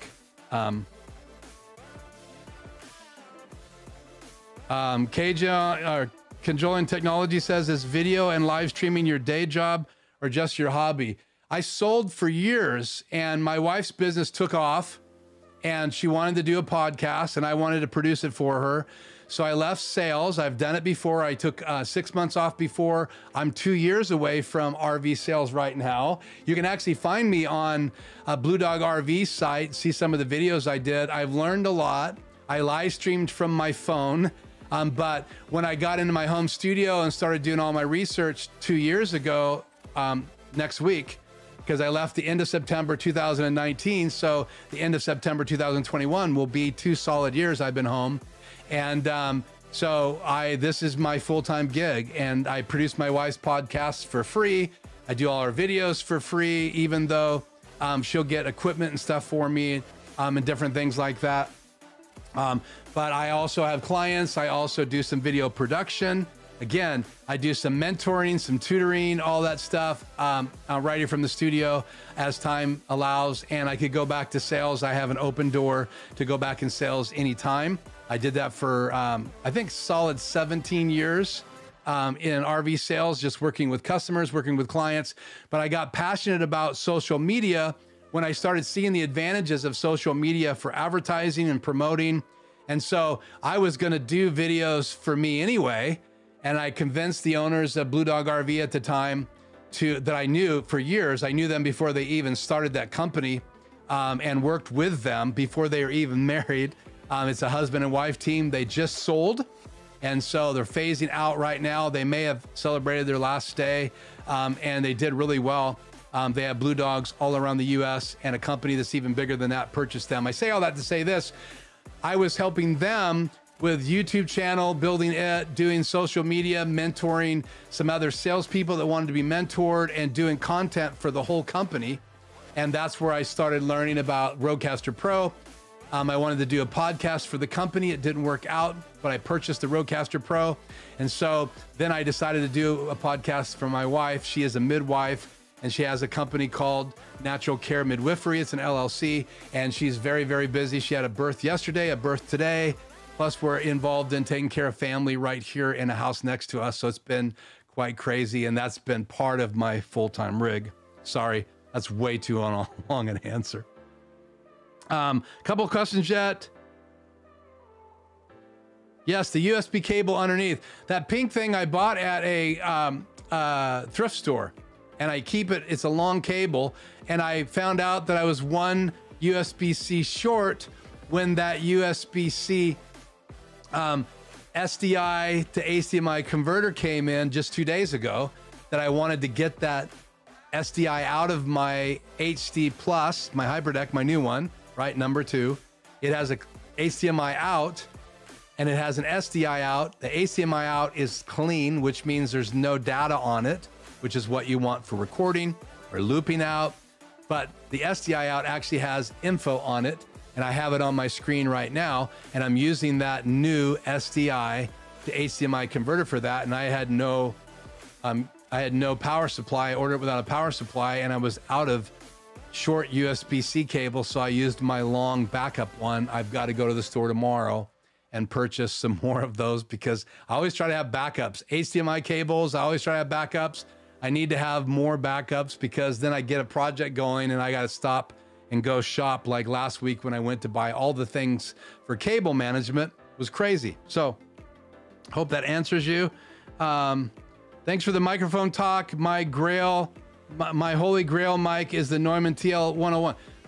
That's a Holy Grail mic. The U87 my friend has. It's not, I mean, a U87 sounds amazing on voice, but if you're gonna be in a room like this, I would say dynamic is the way to go. Because dynamics just don't pick up as much. Where you get a condenser microphone, they pick up a lot of noise. So I would just recommend getting something you're comfortable with. This microphone for $100 sounds great. You can put that Shure, I think you can squeeze that Shure on top of this, the pop filter, or you could get a pop filter for it. I just like this microphone, and occasionally I'll get out the bigger windscreen for it. So appreciate you saying thank you. Hi, this is from Indy. Hey, Indy, thanks for showing up. I have a question. Cool, Andy. Thank you for putting question in your comments. My OBS computer screen, what do I need to change to accomplish a real full screen with no screen space or black edges? That's a great question. So should we demo it? Let's do it. So if I switch back to my other desktop, I have my USB overhead cam on tonight. If you watch the intro video, I cut to it real quickly. I have to use that through OBS, and OBS came out with an update, and I had to do an update today. I don't know if it came out today. I can't tell you what's in that update, but check that out. Make sure you keep your control software updated, your HyperDeck software updated. Make sure you keep your SDI converters updated, and also make sure you do your updates on other things like OBS. So let me do this. I need to get OBS up here on my desktop. So let me see if I can show you both of these. I'll bring this over, and I'm going to open up OBS and bring it over.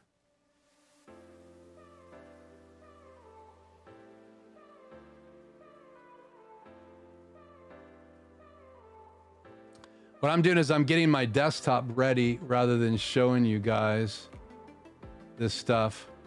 And I am not as fast as some of you are. What time is it? I know, it's crazy. We are over time, but I want to answer these questions. This is a great question. So I have a Logitech C, I think it's 920, one of the older versions before all the updates. I like it. You got to go in and do some fine adjusting. I don't really like USB cameras at all compared to a nice DSLR or mirrorless camera like my EOS R. Even my Canon 5D Mark III, which has been around a long time and it times out. I'm reaching up to turn it back on right now. But that camera, which right now, that would be in input number 3. What do I have in input? Oh, I see. So I'm going to cut to my desktop now. Cover this in a second. So this is OBS open tonight. I have my web camera, and I was already using it in this particular scene. You have scenes on the left. Here's all your inputs. You can have still images. I know I'm not on the screen here. Let me do this. Let me open up. Which one of these are you? Let me turn this on right here. So I'm in the middle. I'm going to move. This is key number 4. I'm going to move this up. I had this for something else I'm not going to do tonight. So let me move it over, and you can move things on your screen. Let's see, where's the best place for this? How about way left here? Okay. So now you guys can see me on the chats up there. So I got OBS open. Over here, you have some settings here. If I go into studio mode, it's going to go to preview program. If I click studio off, then I just get this video. If I right click on it, you have these settings. So this is the window you want, and I can make this full screen. And that's as good as you can get that I know of in OBS. Let me bring this out of full screen. So I'm gonna turn this off.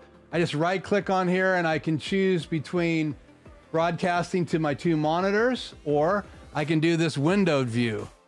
And if I go full screen in this window view, I get this bar at the top. I can also, it takes over my whole screen. I can close that. I can also right click and then go to a full screen. So if I'm screen sharing from one of these 2 monitors, right, then it would take over the full screen. Right now I am screen sharing from my desktop. I'd have to pull all, it messes things up. So I'm not gonna do that because it takes over my desktop. But that's the option that you need. And that's pretty much all I can cover tonight. So once you have the camera live, and you guys can see that image, right? It's my sky cam. It's too hot right now. If I turn off these lights on the items behind me, and make some adjustments, it's a little better, but that's my sky cam. So I could make that full screen by right clicking.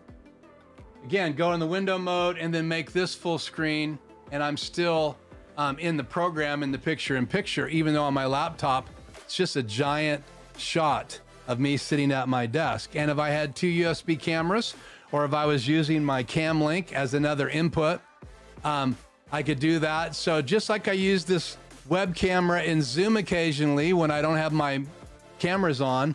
So sometimes if I'm attending like a funeral or something like that, I'll just use my webcam. Because I'm not really there to talk or train. So I'll just use my webcam in my studio and sit over one of the chairs with a condenser microphone shotgun over me, or I might just put on a Rodecaster lav mic or one of my other lav mics that I have. So let me minimize this, and then we'll get back out of that view. So again, you just go into those settings and right click in that main screen, program screen, and you have those options underneath there. So if you have any struggles, message me this week in the chat notes for this, and I will do my best to try to help. So let's see, I think we're wrapping this up. Hit the like button for Keith. Thank you, Tony. So again, Tony's videos below me, he did a better job than my video, I'm telling you. But because people may never find him until they find my video and I like him, I'm going to give him a shout out. I wasn't going to do an unboxing video for my YouTube channel, but I thought about it. Why not? Why not give him a shout out? And hopefully, you know, I'll get some subscribers the other way, but I want to help build the people that have helped build me. So I appreciate that. So yeah, I am. Tony, are you telling everything about me? I am a ventriloquist, and I don't plan on doing that here on the channel. But believe it or not, when I was younger in my younger days, I was working with children, and I had been a ventriloquist. So I was doing puppets and doing ventriloquism.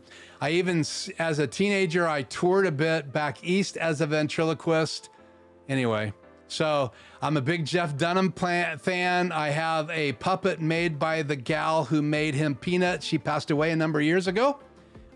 She used to work for the Muppets, and then she started her own company. I had her make me a rat puppet. So maybe one day in a private group, we'll see. I don't have any private groups right now, but one day when the channel gets big, I might talk about that stuff in a private group. So again, I wanted to do this before we go.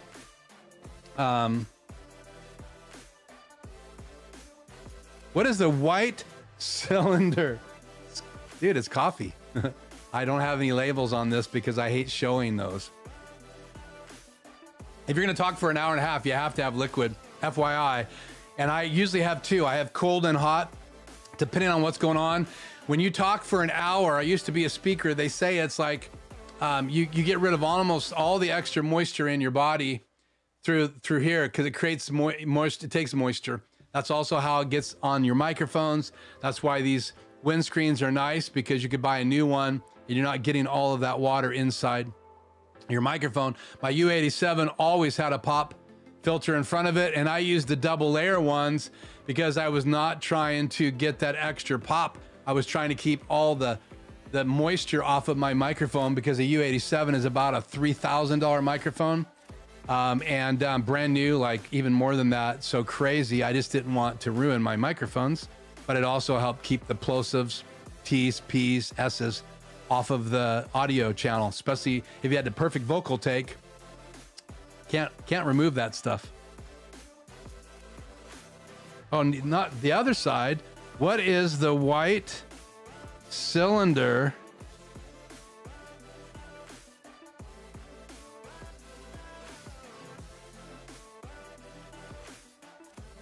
You would pay $100 to see my puppet? You guys got to help me get to 1,000 subscribers. Let me just say this. My channel has been struggling because I was waiting for my HyperDeck HD Plus to get. I had all my marbles in that bag. I kept waiting. I was number 6 on the DEV store. I even went through the DEV store because I figured I'd get it quicker.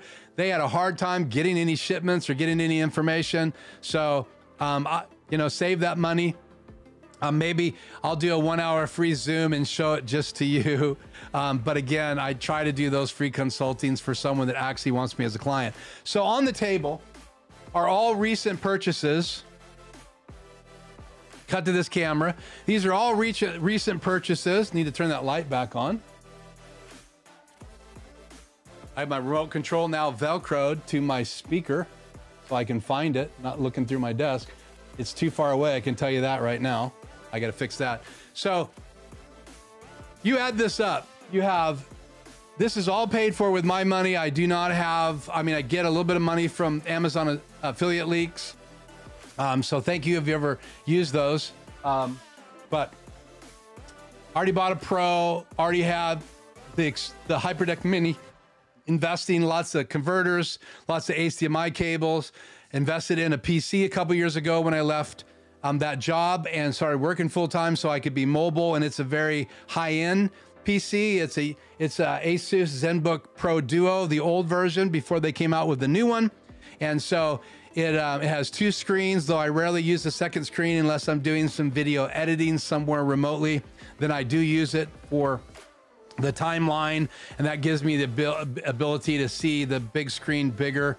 So it has a small screen below, and I'll cover that one of these days. But all of these cost money, and I brought them out because unless the company's sending you free stuff, and I don't take any free stuff right now, because no one I'm really engaged with has reached out to me. I haven't heard from Blackmagic Design. I haven't heard from Rode. I haven't heard from a lot of those manufacturers I use all the time. If I do get hit up on social media or email, it's equipment that I'm just not into.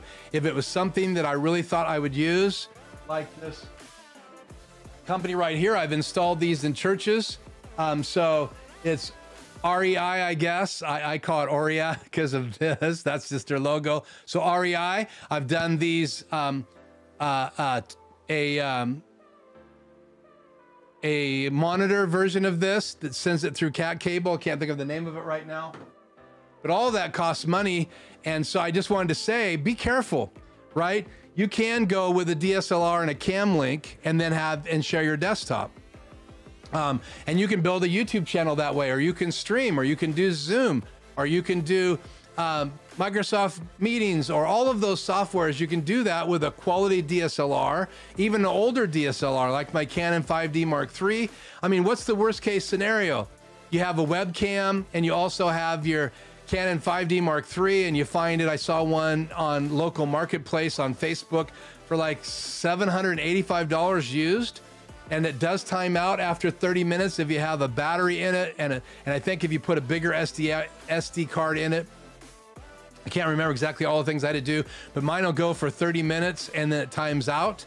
And I use it mainly to show my desk. But what would be the worst case scenario if you had a timer on your desk, or you're using a timer in your Stream Deck and you're getting down to 25 minutes, you would just flip over to your webcam or show your desktop for a few seconds, turn it on and back on again. So I've actually live streamed through Camlink using my 5D Mark III. I only got my 5D Mark IV because I wanted the 4K video footage ability on it, and I wanted to be able to continue to have two cards, right?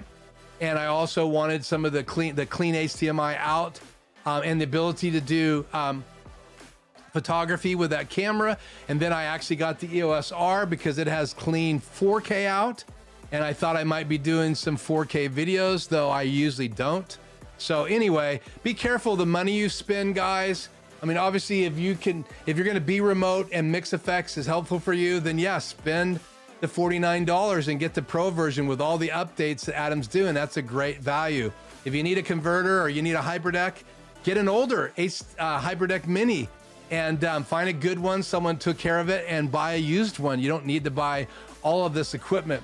Because of what I'm doing and building my channel now, I could not get an extreme ISO. I wanted to have the Pro, which is not a ISO, and I wanted to have an ISO version. And I never owned a Mini because the Pro came out before I decided which direction I was going to go. Never owned a YOLO box because I'd have to purchase it myself. And I have mentors online that have had those sent to them by the manufacturer, and they haven't reached out to me. So again, that's kind of where I've been.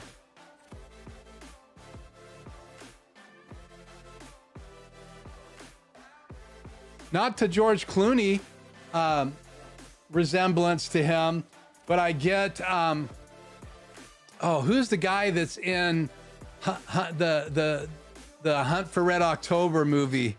I can't think of his name right now. I get compared to him all the time. I can't think of his name right now, but not George Clooney. Maybe one or two times, but I literally got stopped by a couple people when we were getting a rental car in Chicago. I was going to a trade event with the dealership when I was content manager, and I had two salespeople with me, and because they handled the rental car, I was in the background, and the two gals that were working behind the counter thought that I was that person, and they flat out asked me. So I forget who he is. He's on SNL all the time. Shout out in the notes if you know who I'm talking about. It wasn't Sean Connery. It was the guy who played the main character that Harrison Ford took over. I can't even think of his name right now. Ben Affleck did it in one of the movies. He played in Clear and Present Danger with, Harrison Ford, but this guy is in Hunt for Red October when he was younger. So anyway, that's who I get compared to most. So I think I've answered all the questions. Still not sure what the round cylinder thing is. I didn't answer that question, did I? I am stumped.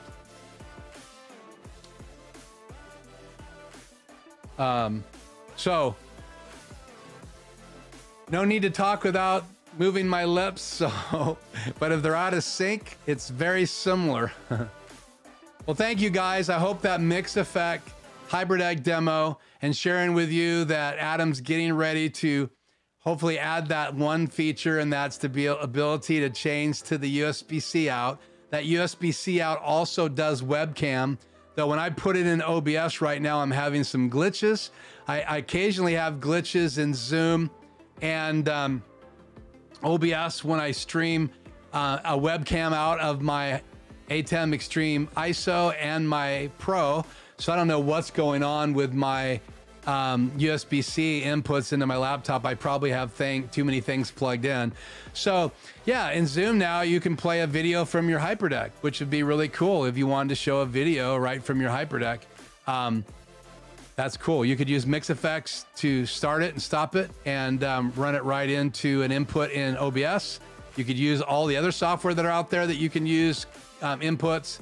And so I think that MixEffect is a great opportunity for you to do that and use the USB-C out of the ATEM or the ATEM Pro, the ISO, or the Extreme models. And now you can do that. All the HyperDecks have a second USB-C out, and you can also plug a disc into them like I have right here.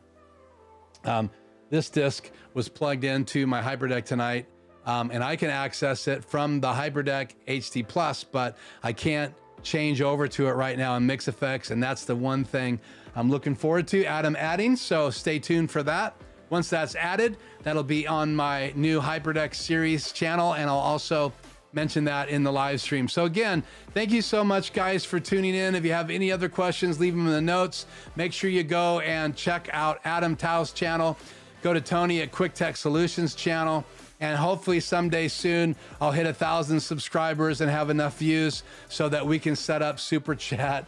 I saw that take place with Tech Condo. I saw that take place with other people, and I can't wait to see who wants to support the channel that way. Right now, you'll just have to click on those associate links if you want to help me out. And again, my website's on the screen if you guys want to go and subscribe and reach out to me there. But I'm going to change that right now to my logo. So thank you so much guys for tuning in. As usual, I have a macro, if I can find my macros now, for my outro video. Let's see, was there anything else here? What does this super source layout do right here? Hang tight. Quick update of the HyperDeck, my mini, my original version, and I have the audio processing on my mic. I want you guys to hear how loud this. So that's two screens.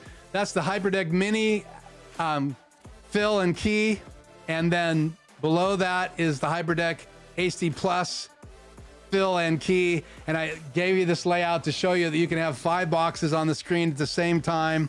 And I could assign a media pool to those if I wanted to, but I just wanted everybody to see that you can actually have all of these boxes on the screen at the same time. The middle one is my DVE I was using earlier.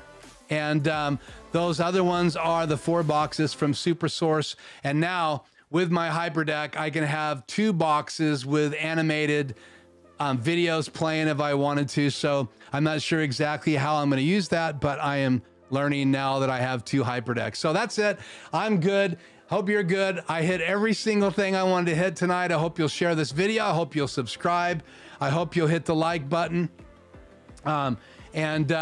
I hope that you guys will continue to join me and spread the word with my live streams Tuesdays at 4 o'clock here, Pacific Standard Time, Richland, Washington, way up in the United States. And I want to say hi to everybody that tuned in from all around the US and locations, especially those of you guys that have stayed with me all this time. I'm so thankful. And so I'm no longer putting the live chats in my videos once they post. For a number of reasons, we'll talk about that in the future. But if you have a question that I didn't answer, please post it tonight. I will stay on a while before I change that and try to answer the questions. And then we'll just continue to have a conversation on any one of my videos. I try to respond to all of those messages. So thank you guys. That's it. My voice is shot. A lot of work going in today. I'm going to go check on my father-in-law. who just came back from the hospital during our live stream over in the house next door, and say hi to him, and all good news about his surgery. So anyway, thank you so much for joining me. I hope to see you watch that video as it comes out in the next couple days, the complete fan upgrade in my HyperDeck Mini. And again, a shout out to Tony, because that's what made me comfortable. Tony is watching your video on your channel. And again, that link is below, as well as Adam's site. So until next week, I am Keith, and I'm not even sure this macro is going to work because I had to switch everything over. Good catch. So let me see if I can find my outro video here. That was going to be a fiasco.